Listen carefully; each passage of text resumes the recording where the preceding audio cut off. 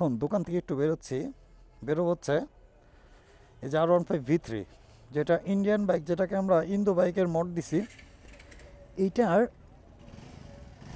Complete set আপের ভিডিওটা কিন্তু আমার ইউটিউব চ্যানেলে আছে, আপনারা যদি সময় করেন দেখে আসতে পারেন। এটার ভেতরে যেমন R15M এর চাপা, ইন্ডিয়ান যে এম আছে, এম এর কমপ্লিট USD4K সেট আপটা আমরা সেট করেছি, আফটার মার্কেট ফুট রেস্ট এটা মডিফাই করা, PSM এর ডিস, এগুলোর টোটাল ইনস্টলেশনের ভিডিও আমার চ্যানেলে আছে।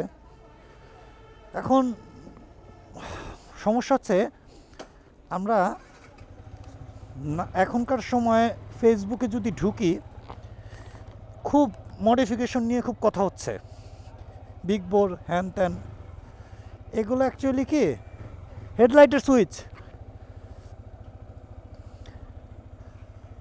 এগুলো হচ্ছে কি, এগুলো একদম মানে এটা নিয়ে কিছু কথা অ্যাকচুয়ালি একটু না বললেই না।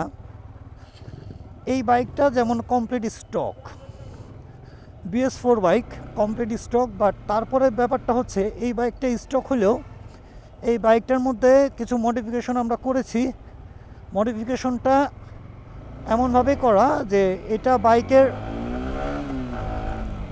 পারফরমেন্স প্লাস ইঞ্জিন ডিউরেবিলিটি দুইটাকে এনশিওর করে করা হয়েছে।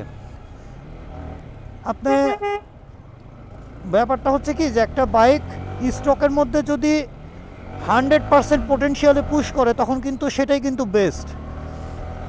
ইঞ্জিন মডিফিকেশনটা কিন্তু একটা কন্ট্রোভার্সিয়াল ফ্যাক্ট, এইটা বাইকের ইঞ্জিনের জন্য খুবই ক্ষতিকর। কারণ একটা বাইক, এই বাইকটা 13,000 RPM লিমিট রেভ করে, বাট এই বাইকটা কেন 10,500 RPM লক করে দেওয়া হয়েছে, এইটা যে কোনো সুস্থ মস্তিষ্কের মানুষই বুঝবে, যাতে ইঞ্জিনটা বেশি দিন লাস্টিং করে, পিস্টনটা ভ্যালভ এগুলো যাতে ওভারহিট না হয়। তো এই জিনিসগুলো যারা না বুঝে হুটহাট মডিফাই করে, মডিফাই করলে হয় কি যে হয়তো আপনি 5-7 দিন, 1 মাস 2 মাস চালাবেন, তারপরে ইঞ্জিন শেষ। সো আমরা সেটা করি নাই। এটার ভেতরে আমরা স্টকের মধ্যে আমরা যে মডিফিকেশনটা করেছি সেটা হচ্ছে এই বাইকটাকে প্রচণ্ড পরিমাণে লাইট ওয়েট করা হয়েছে। এর chain set, engine, each and everything stock, but এর যে কিছু খেলা আছে, যারা অ্যাকচুয়ালি বাইকের কাজ বোঝেন, যারা এটা নিয়ে পড়াশোনা করেন, তারা হয়তো বুঝবেন। আমরা সেই কাজটাই করেছি, যেই কাজটা করলে পরে এই বাইকটা ধরেন পারফরমেন্স 100% ম্যাচ করবে। এখন পারফরমেন্স ম্যাচ করার জন্যই আমরা এটা করেছি, আমরা কোনো ওভার দ্য টপ মডিফিকেশন করি নাই। এইসব মডিফিকেশনে গাড়ির আরও ক্ষতি হয়। যেমন আমার সামনে একটা এক্সামার, হ্যাঁ, তো ওটা একটা 250 সিসির বাইক, 210 সিসি মেবি। তো ওই রেডি পিক আপে দেখা যাবে কি ওইটা হয়তো একটু আগে যাবে, কিন্তু যখন আমি টান দিব তখন কিন্তু টপের দিকে এটা বেড়ে যাবে, এবং টান দিলে দুইটার খুব একটা পার্থক্যও বোঝা যায় না। তো এইভাবে মডিফিকেশনটাই করা। আমি একটু এই বাইকটা কাজ করেছি, কাজ করে দেওয়ার পরে আসলে চালানো হয়নি আমার, তো এই জন্য ও নিয়ে আসলো যে ভাই অনেক কাজ করা হয়েছে অনেক দিন ধরে, তো চলতেছে, একটু দেখেন কি অবস্থা। তাই আজকে আমি একটু ওর কথাতেই বাইক নিয়ে বেরোইছি, যে দেখি কি হয়।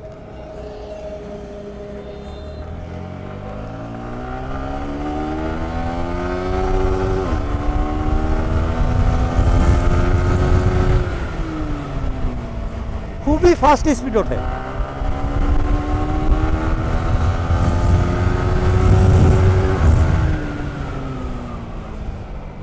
আমাদের এখানে রাস্তায় অনেক বিট, এই বিটগুলো একটু ঝামেলা আমাদের জন্য, কারণ বাইকের টপ তুলে ধরে রাখা যায় না। আমি বাইকটা বেশিক্ষণ চালাবো না,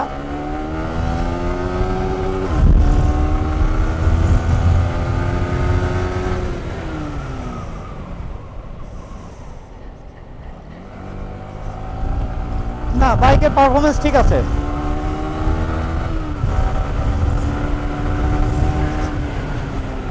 স্পোর্টস বাইকের সবথেকে গুরুত্বপূর্ণ ব্যাপার হচ্ছে ট্যাবিট ক্লিয়ারেন্স আর proper engine oil. Proper engine অয়েলের ট্যাবিট ক্লিয়ারেন্স যদি অ্যাকুরেট থাকে, সেই বাইকটা আসলে এর ফুল পোটেনশিয়ালে রান করা যায়।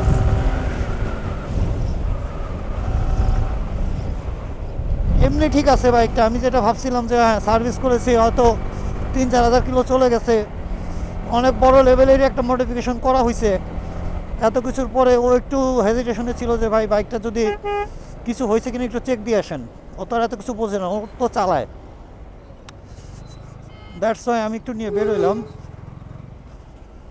ভালো, so far so good.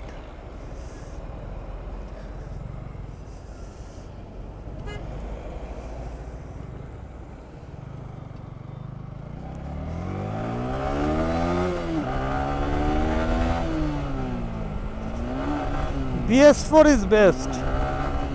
R15 V3 BS4 এর থেকে ভালো কোনো বাইক হয় না।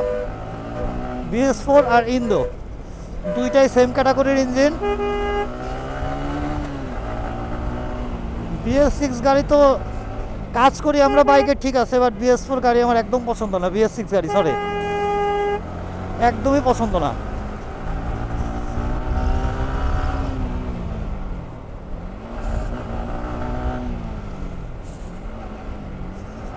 রাস্তায় এত বাইক, এত গাড়ি, এটা যে একটু টান দিব সেই অপশনটাও নাই।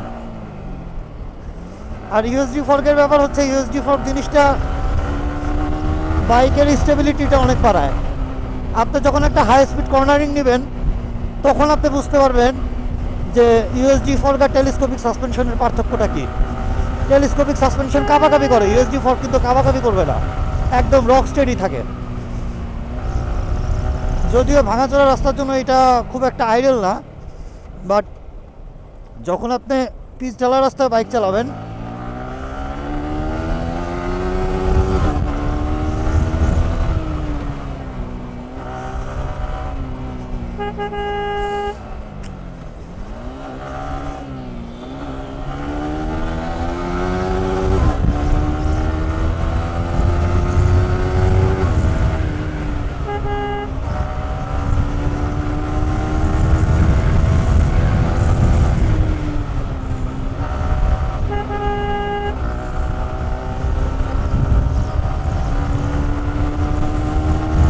নাইস।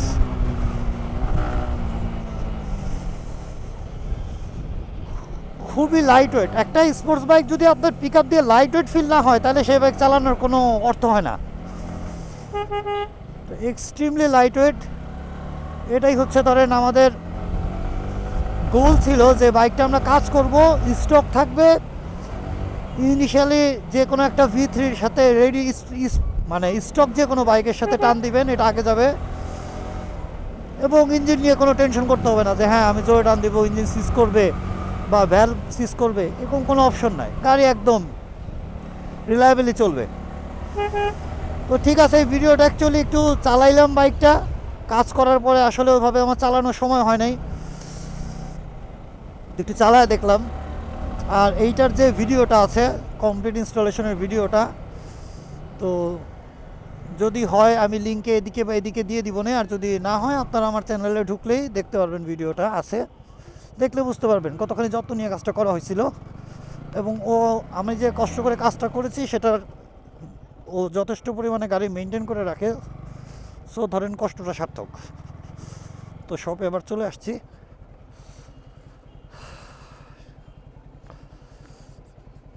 গুড, ভালো।